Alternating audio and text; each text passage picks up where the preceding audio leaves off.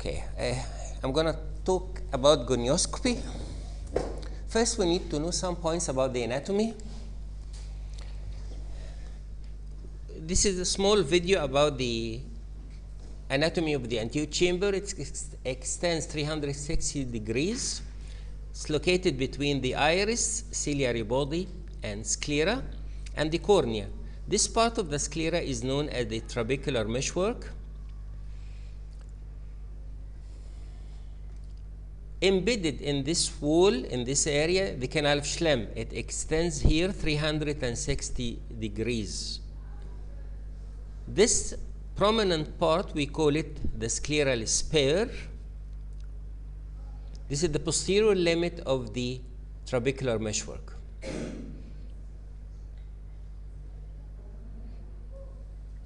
And this is the cornea in its position.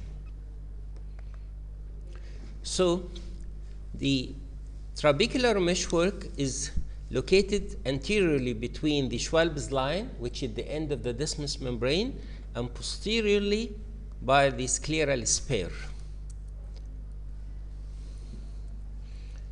This area got holes in it. Aqueous find its way through these holes to reach to the Canal of Schlemm.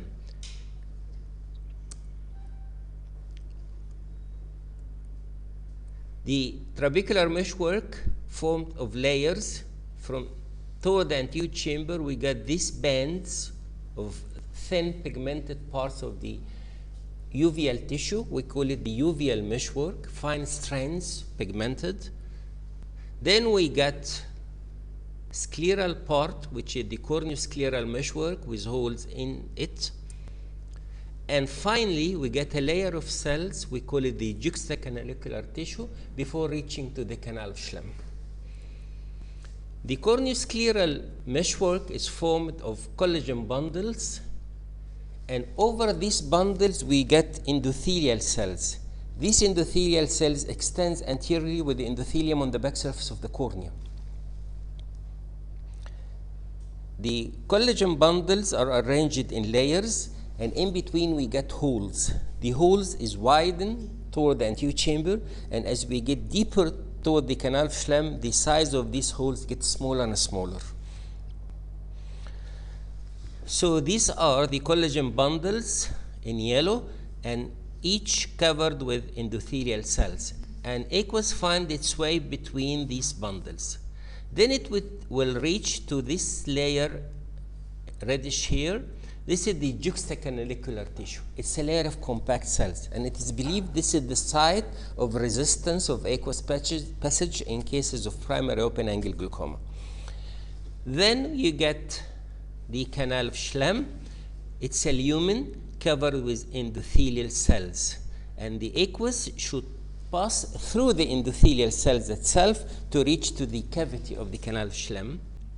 So aqueous, to find its way, it has to pass through the endothelial cells itself. This is known as the endothelial vacuoles, and pilocarpine used to improve this, to get these vacuoles more and more, so it get increase of the aqueous outflow.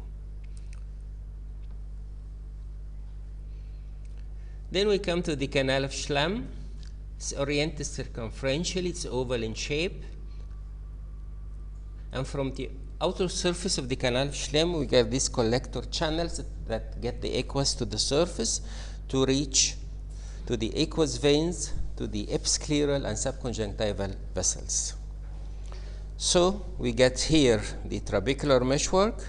Then if you go a little bit behind, you will see part of the ciliary body. We call this the ciliary band. Then we have the root of the iris. This is the anatomy of the angle.